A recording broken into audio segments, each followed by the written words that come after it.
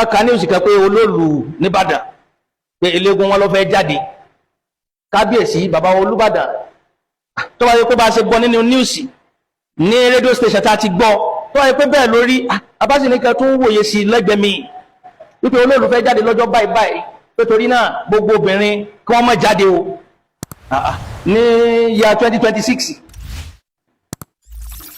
pé gbogbo ẹni tó bá sì jáde ẹnìkan kan má ṣe fídíò Olóòlù o pé ẹ má rìkọ́dù ẹ má ya píktọ́ rẹ o pé bàbá wa Olúbàdàn níùsì sọ wípé ẹ̀yin lẹ wí bẹ́ẹ̀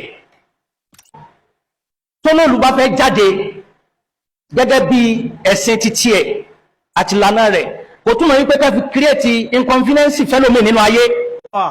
Gbogbo ẹjọ́ wẹ́wẹ́ yìí ò necessary, ẹ ò ní ìdí ẹ̀ kò ní ìdí pé ẹ̀ ń polongo bóyá àwa la nílẹ̀ ni bóyá ẹ̀yin ọmọ Lárúbáwá ló nílẹ̀ ni tí Olóòlù bá ti fẹ́ jáde tàbí tó bá ti jáde kó ìyàwó àtàwọn ọmọ ẹ̀ tó jóbìnrin sọ fún wọn pé kán máa lọ síwájú Olóòlù pé kò sí nǹkan kan tó máa ṣẹlẹ̀.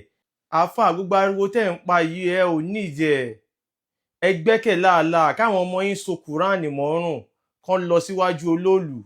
Ṣèbẹ́ sọ pé ẹ̀gbọ́n ni a ní ẹ máa tó gbọ́n, ìgbà díẹ̀ báyìí ló kù fún yín, díẹ̀ báyìí ló kù fún yín, ojú gbogbo yín máa bó.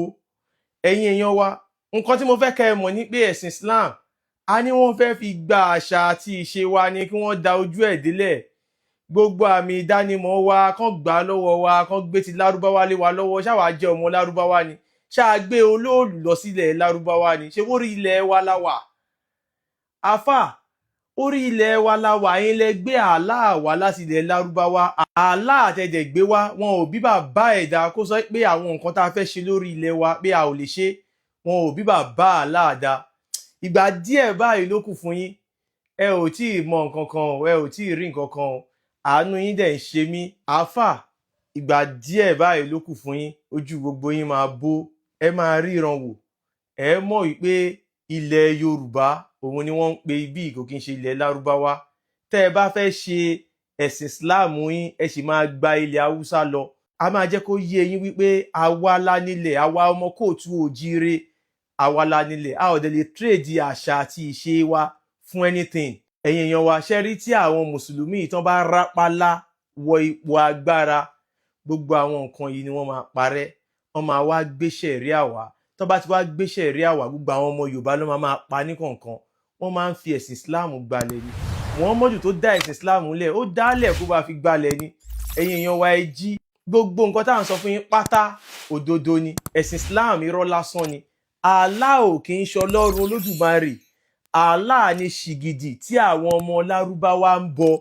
Wọ́n wá fẹ́ fi ṣìgìdì àwọn ọmọ Lárúbáwá yìí, wọ́n fẹ́ fi pa gbogbo àwọn òrìṣà wa, wọ́n fẹ́ fi parẹ́.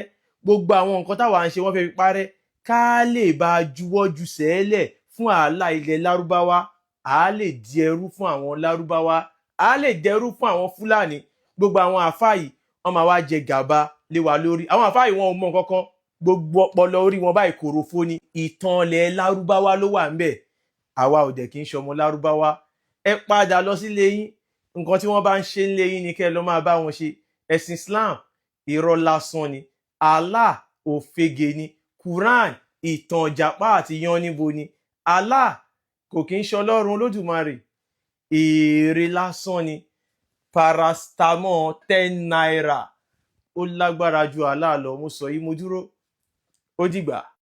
This is Oòduà TV Watch. Don't forget to subscribe, comment your opinion, like, comment and share so that other people can get access to what you enjoy on our channel. Thank you.